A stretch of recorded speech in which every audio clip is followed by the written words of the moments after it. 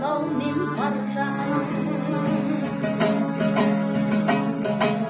Аталу жақсы бала бұлай емес, құлақ салар бір сөзі болар кеңес. Bir taraf жаман ақын елге шықса теріс боп, әрбір сөзім оңға келмес.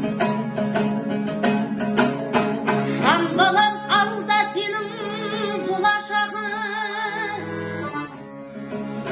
үйіңнің өшірмедің жан ошағын.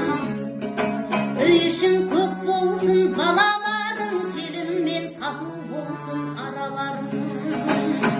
Үй ішің көп болсын балаларың, келінмен тату болсын араларың.